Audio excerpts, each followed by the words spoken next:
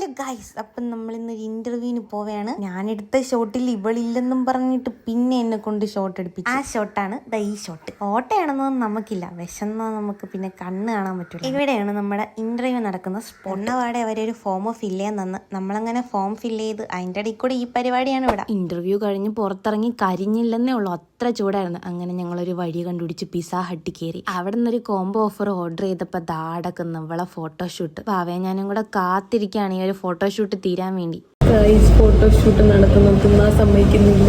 At last ഒരു നീണ്ട കാത്തിരിപ്പിന് ശേഷം നമുക്ക് ഫുഡ് കിട്ടി ഗൈസ്. നമ്മൾ തിന്നാൻ പോകും. വിശന്നിട്ട് കണ്ണ് കാണാൻ വയ്യാത്തോണ്ട് തന്നെ പിസയൊക്കെ പല വഴിക്ക് പോയി. വിശപ്പിന്റെ പേരിൽ ഭയങ്കര ആർത്തി അയച്ച് കഴിച്ചെന്നേ ഉള്ളൂ. പക്ഷേ എനിക്ക് ഇഷ്ടപ്പെട്ടില്ല, മാവിക്ക് ഇഷ്ടപ്പെട്ടില്ല. പക്ഷേ പിങ്കിക്ക് ഭയങ്കരമായിട്ട് ഇഷ്ടപ്പെട്ട്. അതിന്റെ സന്തോഷത്തിൽ അവള് നമ്മൾ മൂന്നുപേരെയും പേര് അതിൽ എഴുതി വെച്ച്. അത് കഴിഞ്ഞ് നമ്മൾ വീണ്ടും റെയിൽവേ സ്റ്റേഷനിലോട്ട്. നമ്മുടെ ഭാഗ്യം കൊണ്ടാണോ ആരുടെ ഭാഗ്യം കൊണ്ടാണോ എന്നറിയാൻ വയ്യ, ട്രെയിൻ 40 മിനിറ്റ് ലേറ്റ് ആയിരുന്നു. സത്യം പറഞ്ഞാൽ നമുക്കതിലൊരു വിഷമം ഇല്ലായിരുന്നു. നമ്മുടെ അവിടെ മുത്തുകവായിരുന്നു. നിങ്ങൾ കണ്ടില്ലേ ഗൈസ്, ഇവള് എനിക്ക് ഉമ്മ ചോദിച്ചിട്ട് തന്നില്ല. അങ്ങനെ ഞാൻ ആ ഉമ്മ വിരട്ടി വാങ്ങി. ഈ 40 മിനിറ്റ് ഒന്നും പോയത് നമ്മൾ അറിഞ്ഞതേ ഇല്ല. ഒരുപാട് കഥകൾ പറഞ്ഞ് എൻ്റെ പൊന്നു സൂപ്പർ വൈബായിരുന്നു ഗൈസ്. അറ്റ് ലാസ്റ്റ് നമ്മൾ ട്രെയിനിൽ കയറി. പക്ഷേ കയറിയത് മാറിപ്പോയി ഗൈസ്. ഇതം പറ്റി റിസർവ്ഡിലായി ടീച്ചറിനെ പേടിച്ച് അവിടെ നിന്ന് കപ്പലണ്ടി കൊണ്ടുവന്നൊരു മാമിയുടെയും നമ്മൾ കപ്പലണ്ടി വാങ്ങി. നിങ്ങൾക്കും പറ്റിയിട്ടുണ്ട് ഗൈസ് ഇതേപോലെ അബദ്ധം. അങ്ങനെ ഞങ്ങൾ യാത്രയായി. ബൈ.